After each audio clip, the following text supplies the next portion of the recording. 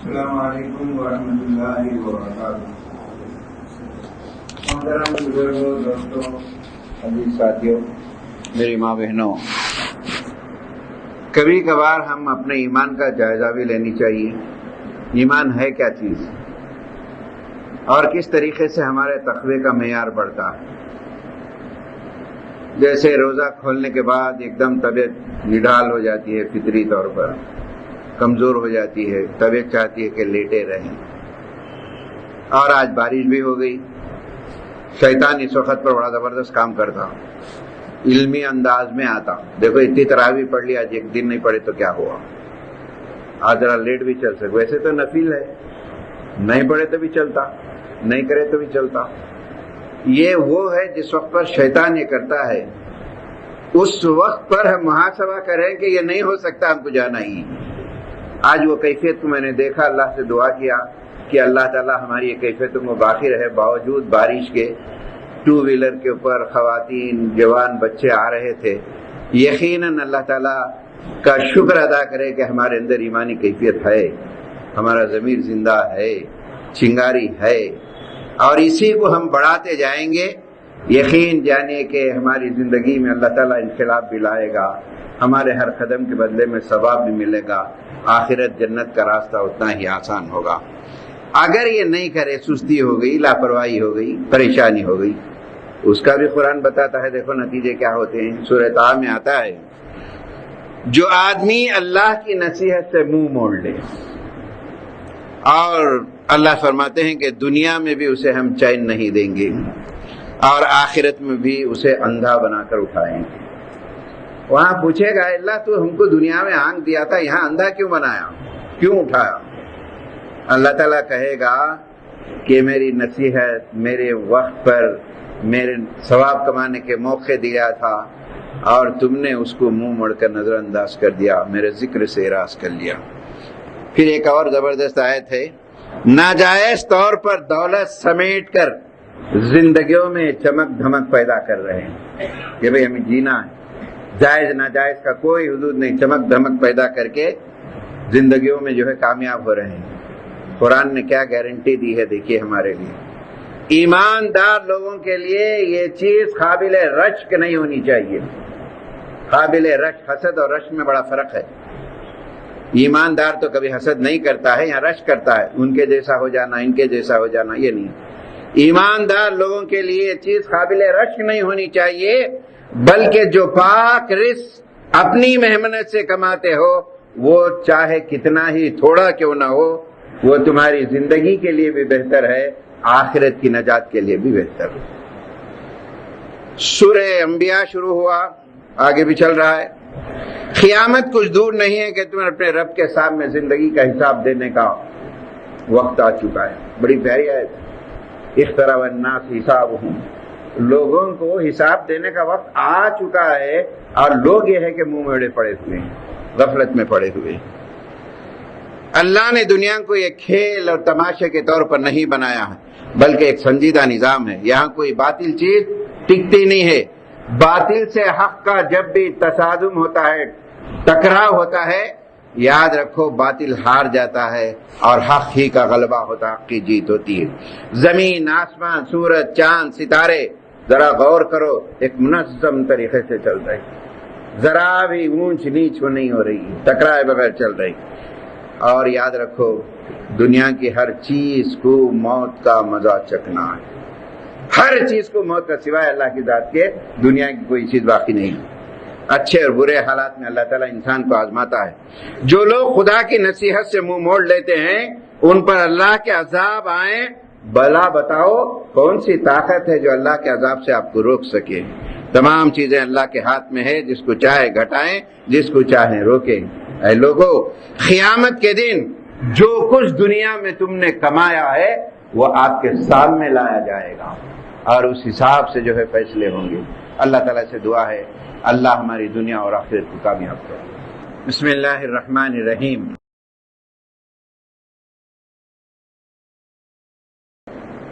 حضرات، سورہ حج مدنی سورہ ہے۔ اس سورہ کے مضامین، ٹاپکس یا ہیڈ لائنز بڑے اہم ترین نکات ہیں اس کے اندر۔ نبی کریم صلی اللہ علیہ وسلم ایک سفر میں تھے، یہ پوری صورت اس سفر میں نازل ہوئی،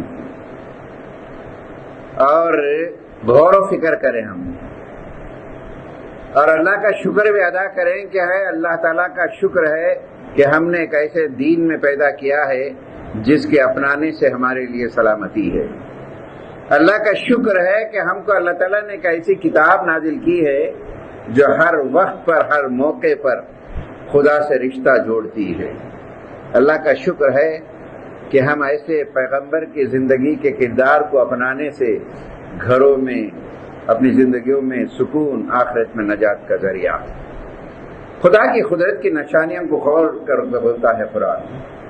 ابھی بارش ہوئی، بجلیاں چمک رہے تھے، اور قرآن کہتا ہے یہ بجلی کی آواز یہ معمولی نہیں ہے، دل دھڑکتے۔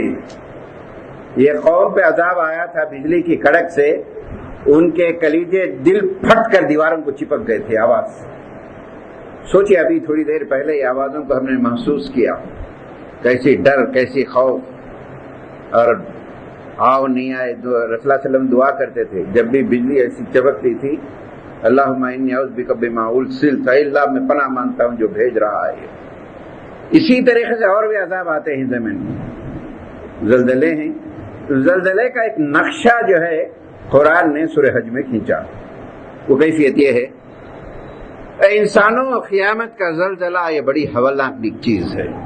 اس وقت دودھ پلانے والی ماں اپنے بچے کو چھوڑ دی، کتنا قریب رشتہ ہے ماں کا، اور یہ ہیبت، یہ فکر سے اپنے دودھ پلانے والے بچے کو چھوڑ دے گی، غافل ہو جائے گی۔ عورتوں کا حمل گر جائے گا، ساقط ہو جائے گا، لوگ مدہوش پڑے ہوئے ہوں گے۔ اور قرآن جواب دیتا ہے خدا کی قسم یہ مدہوش نہیں ہے، اللہ کے عذاب کے شکار ہو چکے۔ دیکھیے کیا پیارے انداز، حالات کو دنیا میں رکھیے آپ، قرآن کیا کہتا ہے، کس وقت کیا ضرورت ہے ہمارے لیے۔ پھر اس کے بعد ایک پیغام دیتا ہے، انسانوں غور کرو اپنے زندگی کے مراحل کو، سٹیجز کو۔ ماں کے پیٹوں کے اندر تھے ہم، پھر پیدا ہوئے، ایک بچپن گزرا، کیسی حالت تھی ہماری، پھر جوانی کو آئے، پھر بوڑھاپے کو آئے۔ یہ تینوں مراحل پہ تم غور کرو، تمہاری تدبیر سے اس کو آگے پیچھے نہیں کر سکتے تم۔ بچپن ایک دور گزرا، جوانی ایک گزری، بوڑھاپا ایک دور گزرا، یہ تمام تمہارے لیے آزمائشیں۔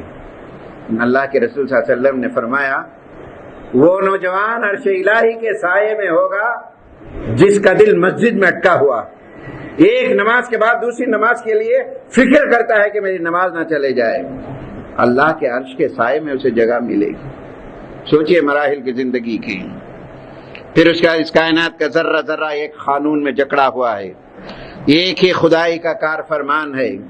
اے ایمان لانے والو تمہارا انجام بہت اچھا ہوگا۔ حضرت ابراہیم سے اعلان کیا گیا صرف اللہ کی عبادت کرو، اس کے ساتھ شرک نہ کرو، اللہ کے گھر کو نمازیوں کے شرک کی گندگی سے پاک کرو، حج کا اہم اعلان کر دو، دنیا سے لوگ آئیں گے۔ خدا کی طرف سے خوشخبری ہے ان لوگوں کے لیے، خوشخبری ہے اللہ کی طرف سے۔ کیا ہے؟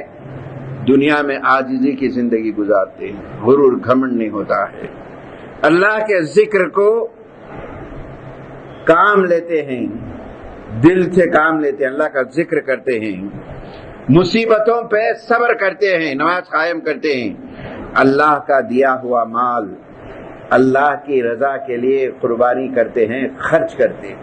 یہ جب بھی خرچ کرنے کا آتا ہے زکوٰۃ یا مالداروں کا نہیں ہے معاملہ، یاد رکھیے آپ، ہر آدمی کے اوپر آتا ہے۔ بعض مفسرین نے لکھا ہے کہ جو ہے آپ کے پاس ایک روٹی ہے تو آدھی روٹی تو صدقہ کرو، کھاؤ۔ تدبر قرآن میں دیواچے میں امن نصر اصلاحی نے بڑی پیاری بات لکھی، اگر تم پورے دین کو سمجھنا چاہتے ہو نماز قائم کرو، اللہ سے رشتہ ہوگا، اللہ کے بندوں پہ خرچ کرو، یہ اللہ کا ایسا رشتہ ہے جس سے تمہاری زندگیاں تبدیل ہو جائیں گی۔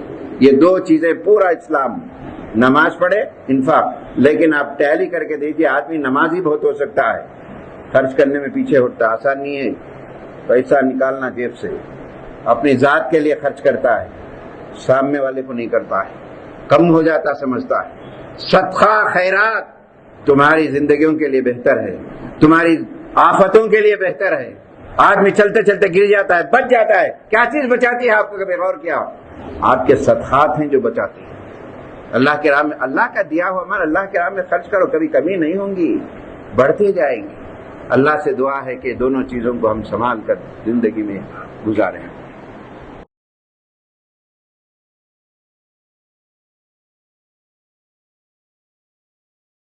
بسم اللہ الرحمن الرحیم۔ اللہ تعالیٰ ان لوگوں کی مدد کرتا ہے جو اس کی دین کی مدد کرتے ہیں۔ دین کی مدد کیا ہے؟ دین کے ایکٹیویٹیز میں اپنا وقت دینا، اللہ کے ذکر کو سننا، قرآن سے دلچسپی لینا، قرآن کے مضامین کو غور سے پڑھنے کی کوششیں کرنا، نیک لوگوں کا ساتھ دینا، یہ تمام جو ہے دین سے دلچسپی ہے۔ ملک میں اگر اختیار دیا جائے تو وہ خدا کے قانون کی پابندیاں کرتے ہیں، نماز قائم کرتے ہیں، زکوٰۃ دیتے ہیں، اچھائیوں کا حکم دیتے ہیں، لوگوں کو برائیوں سے روکتے ہیں۔ قرآن اور نبی کی دعوت اس برے دن کے عذاب سے بچنے کے لیے ہے۔ جو نبی کی بات کو مان لیا اس کے لیے مغفرت بھی ہے، عزت کی روزی ملے گی، عزت کی روزی اللہ کی طرف سے۔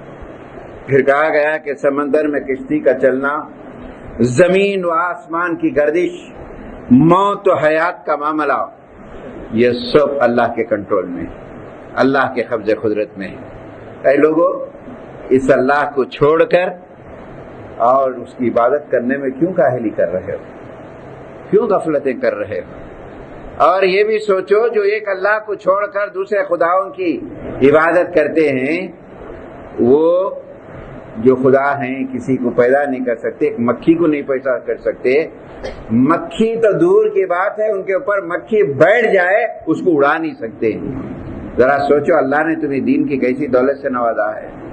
دین کا احترام کیجیے اور یاد رکھو مصیبتیں آئیں گی تو صبر کرو، نماز پڑھتے رہو، زکوٰۃ دیتے رہو، اللہ سے اپنا رشتے کو مضبوط کر لو۔ اللہ ہی تمہارا مولا ہے، اللہ ہی تمہارا مدد کرنے والا ہے۔ اللہ سے دعا ہے اللہ ہماری کامیابیاں نصیب فرمائے، ہر مصیبت ہر پریشانیوں پہ اے پروردگار ہمارے لیے کوئی سہارا نہیں ہے سوائے تیرے سہارے کے، اے اللہ تو ہی ہماری مدد فرما۔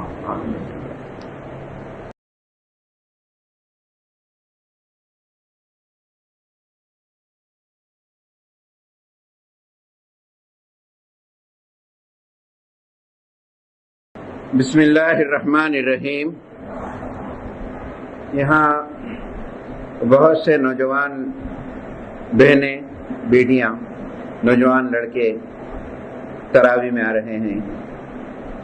میں ان سے ایک ادباً درخواست کرتا ہوں کہ آپ پروفیشن کورس میں جب ہیں تو بہت اچھی بات ہے اور اس کو اللہ کا ایک دین سمجھیں اور اس میں آگے بڑھیں، لیکن اب دنیا میں ان کورسز کے بعد ایک سچے مسلمان رہ کر لوگوں کو اسلام کا تعارف اگر پیش کرنا ہے، آپ کو ضروری ہے کہ کتابوں کا مطالعہ کریں، آپ لٹریچر کا پڑھیں، آپ ٹائم نکال کے ہفتے میں، مہینے میں کم سے کم 2 ورق یا قرآن کی 2 آیتوں کا ترجمہ آپ پڑھیں گے تو دنیا میں آپ انقلاب لا سکتے ہیں۔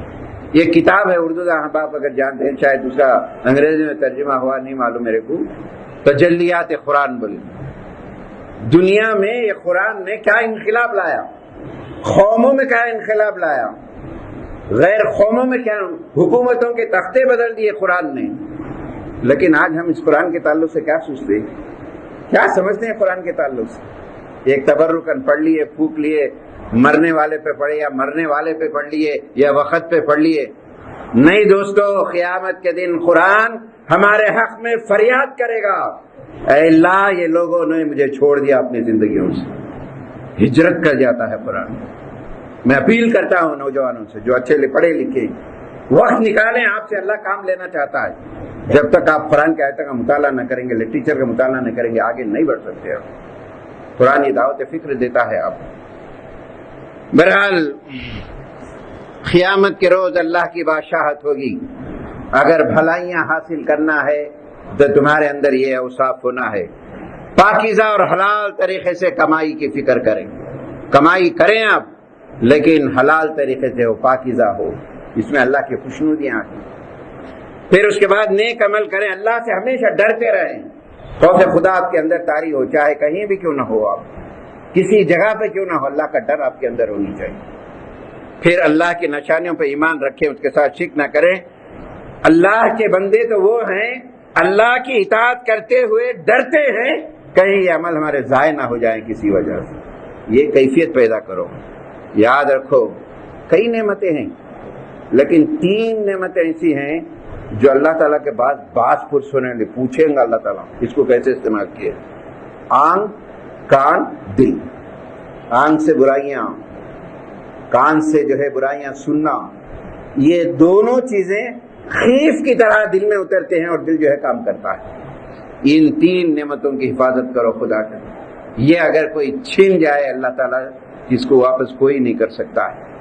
اللہ تعالیٰ سے ایک نیک آدمی کی کیفیت بیان کی گئی ہے، ایک بدکار معاشرے میں انہیں رہنے ڈرتا ہے کہ ان کے برائیوں کی وجہ سے میں اللہ کے عذاب میں نہ پڑ جاؤں۔ یہ کیفیت، یہ ریولیشن، یہ دلوں کو پھیرنا کوئی نہیں کر سکتا سوائے قرآن کے، جبکہ آپ کا رشتہ قرآن سے ہو۔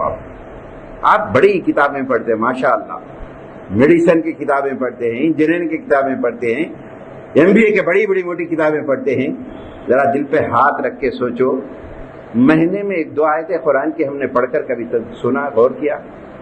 جب تک یہ نہیں کریں گے دنیا میں کوئی انقلاب نہیں لا سکیں گے۔ یہ پیغام دے رہا ہوں میں آپ کو، یہ وقت ہے ہمارے لیے، اللہ تعالیٰ آزما رہا ہمارے لیے، یہ ضروری ہے ہمارے لیے۔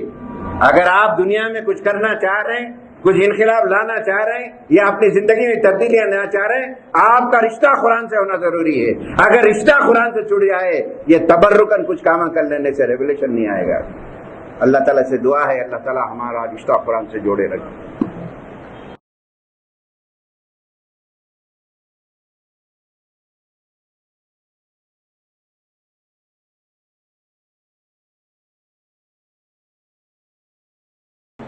بسم اللہ الرحمن الرحیم۔ حضرات، میری بڑی پوری کوشش ہے کہ کم سے کم ٹائم میں تراویح ختم کی جائے۔ ویسے ہم پر پابندی تھی کہ 10:15 تک ختم ہو جانا چاہیے، پوری کوشش شروع سے ہم کریں تو 10-20 ہو جا رہے تھے، اب آج کل تھوڑا بڑھ جا رہے ہیں، لیکن پوری کوشش ہو رہی کہ جلد سے جلد ختم کریں۔